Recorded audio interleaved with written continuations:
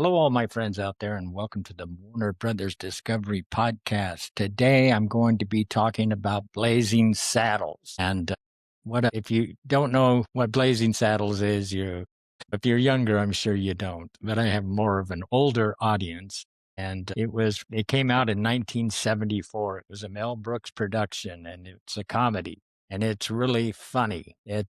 Originally, it was supposed to have starring Richard Pryor, but due to Richard Pryor's struggles with drugs, alcohol, Mel Brooks couldn't secure financing from anybody, so they had to recast him with Cleavon Little. Richard Pryor did do some writing on the show. He created a character called Mongo, and he wrote his part. So he did get a part of it. And also in the movie is Gene Wilder, but Gene Wilder wasn't their original choice either.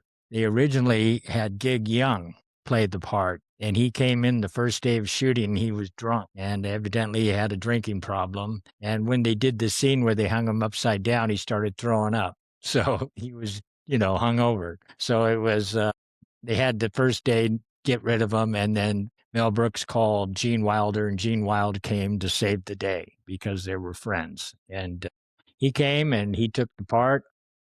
Like I said, Richard Pryor was working on it. He just couldn't star in it because they couldn't get the financing with him involved. So a lot of other cool people were in the movie.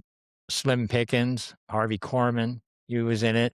He was funny. The production began with Gig Young as, like I said, is the Waco Kid, and that was the part that Gene Wilder ended up taking. He tried to sue him after they fired him, and I don't know how that happened. He did take him to court. And also, let's see here, the filming locations were in Agua Dulce, of course, at Warner Brothers at the studio there at Burbank, and at Roseman. They did some shooting in Palmdale. So they were out here doing the exterior shots, and the movie did really well. The Warner Brothers was against him all the way, trying to have Mel Brooks edit it. And Mel Brooks would say, "Okay, I will," but he never did.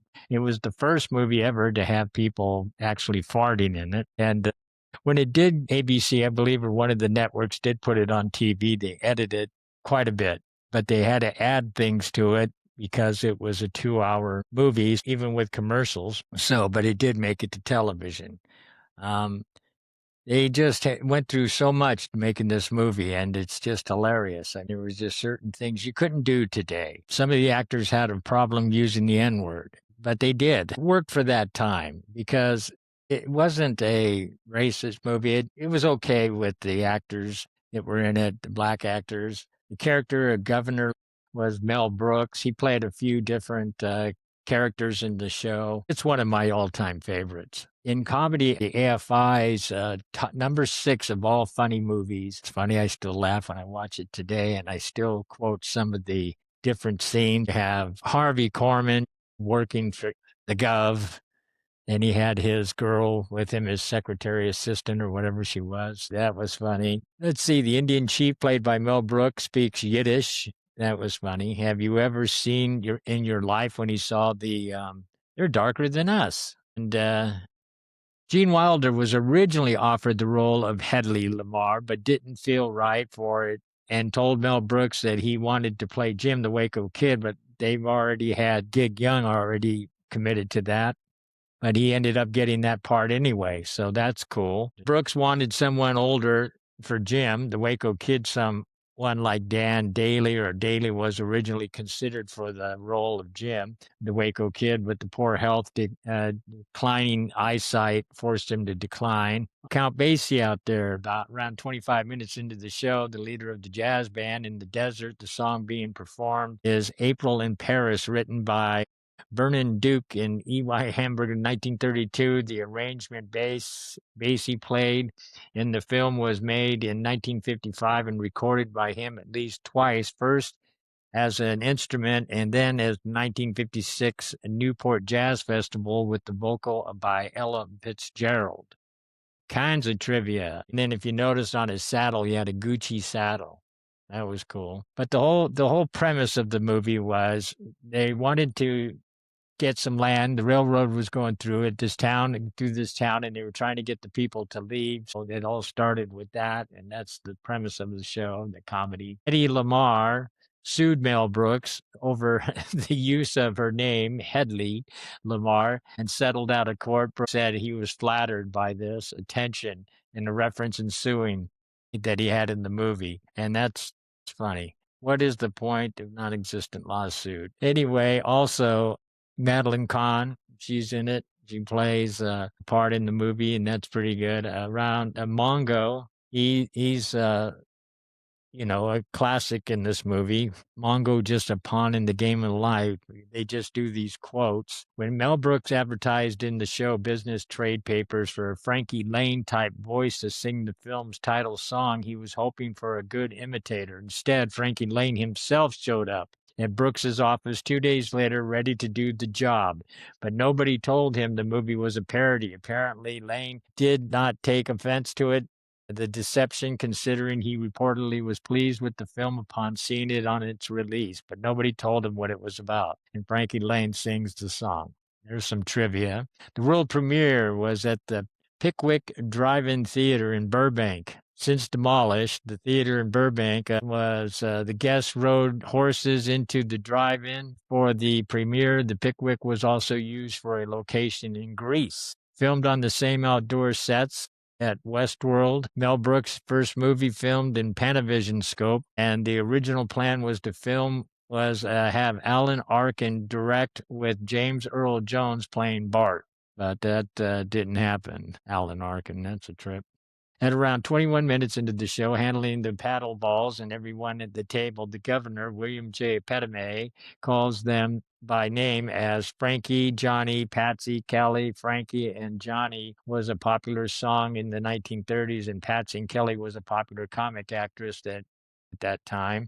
At around 56 minutes into the show, the voice of a drunk Lily Von Stoop kicks off the stage, and the German soldier who joins her later in the show are both provided by Mel Brooks. And they just go on. They get so much trivia on this movie. Let's see here. Mongo, when he rides into town on his cow or whatever that was, that bull, it was painted yes on one side and no on the other. And that was apparently the reference to the practice in the 90s of the marking on the back of school buses, which one side said safe to pass, and the essential appliance, a Mongo, his mount, his big is a bus mount that he was riding. It was one of them. What are they called? Big old cow thing, bull. And let's see here. When they do the fight scene, now this movie, of course, goes from Western into modern times on the set of Warner Brothers, and they're in the commissary. And when they're in the large photo of Edward G. Robinson could be seen hanging on the commissary wall during the pie fight. And number 9 on Bravo's first 100 funniest movies. So there you go, number 9 there. Premiere voted the movie of the 50 greatest comedies of all time in 2006. According to Mel Brooks, according to commentary, Warner Brothers released the film again in the summer of 1975 because it didn't have any other big pictures to release. So they re-released it. 75. It just came out the year before, so they re-released it. Director cameo, Mel Brooks at around 1 hour, 10 minutes. Outlaw recruitment line, smiling and wearing an aviator's costume, also portrays the governors and the Indian chief and one of the soldiers in Lily's chorus. So Mel Brooks had a few cameos. Sid Caesar, who was a physically imposing and somewhat violent man, reported in his 82 autobiography, Where Have I Been?, that while trail riding with his wife, her horse caused trouble and he punched it once in between the eyes and the horse collapsed unconscious. He noted that this event was Brooks' inspiration for the Mongo versus horse scene. I saw a picture, and I'll post it, of Mongo actually on the set lifting the horse up in the air with both his hands, had him up in the air. I'll post that and show it to you in a second here.